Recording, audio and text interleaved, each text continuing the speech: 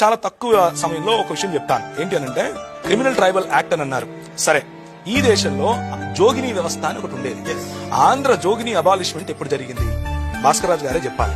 English education act ఎప్పుడు వచ్చింది? భాస్కర్ రాజు గారే చెప్తారు. ఆస్తి హక్కు శూద్రులకు ఎవరు తీసుకొచ్చారు? ఒకవేళ ఆస్తి హక్కు శూద్రులకు, చదువు హక్కు శూద్రులకు లేకపోతే ఈ రోజు భాస్కర్ రాజు గారు ఇక్కడ కూర్చుని రక్షణ టీవీలో మాట్లాడగలిగే వాళ్ళ? ఎవరు తెచ్చారు? సమాధానం చెప్పాలి. రైట్ టు ఎడ్యుకేషన్ ఎవరు తీసుకొచ్చారు? ఆయన డాక్టర్ అయ్యారుగా. ఎలా అయ్యారు? ఒక వైద్యుడు, ఒక చోరుడు ఇద్దరు సమానం అని చెప్పేటటువంటి సనాతన ధర్మం ఇక్కడ. రైట్ టు ఎడ్యుకేషన్ ఫర్ శూద్ర అని చెప్పేటటువంటి ఈ యాక్ట్ 1913 ఎక్కడ? ఈ రెండిట్లో దేని వల్ల మీరు డాక్టర్ అయ్యారు? మీరు సమాధానం చెప్పాలి నాకు. స్లేవరీ అబాలిష్మెంట్ యాక్ట్ ఎవరు చేశారు?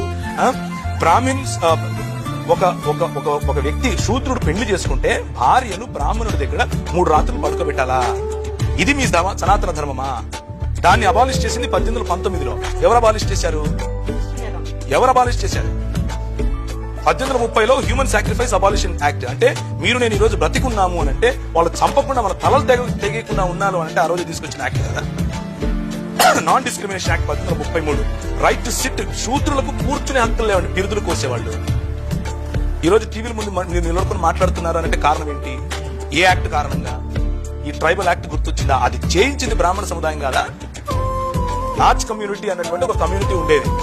మన బడుగు బలహీన వర్గాలకు, దళిత సహోదరులను వాళ్ళు అర్ధనగ్నంగా లేకపోతే పూర్తి నగ్నంగా దేవాలయాల ఎదుట డాన్సులు చేయించేవారు. ఇంతవరకు మన రెడ్డి గారు చెప్పారు అనమాట. అంటే భజన చేసేటటువంటి కళాకారులు ఉన్నారు అని.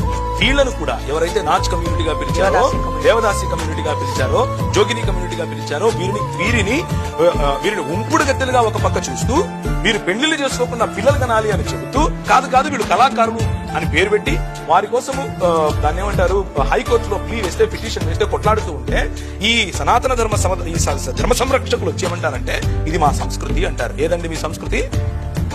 మా ఆడవాళ్ళను అర్ధనగ్నంగా చేసి నాట్యం చేయించడం మీ సంస్కృత? అది కాపాడటం కోసం మీరు నిలబడతారా? దానికి వ్యతిరేకంగా పోరాడితే బ్రిటిష్ వాడు క్రైస్తవుడైపోయాడా? ఇది మనకున్నటువంటి గొప్ప జ్ఞానం. కాబట్టి టైటిల్ సరి చేసుకోవాలి అని మన సహోదరులు చెప్పారు, భాస్కర్ రాజు గారు. నేను కూడా ఒప్పుకుంటున్నాను. ఎందుకు అని అంటే టైటిల్ సరి చేసుకోకపోతే సనాతన ధర్మం చేసింది ఏమీ లేదు అని తెలిసిపోతుంది.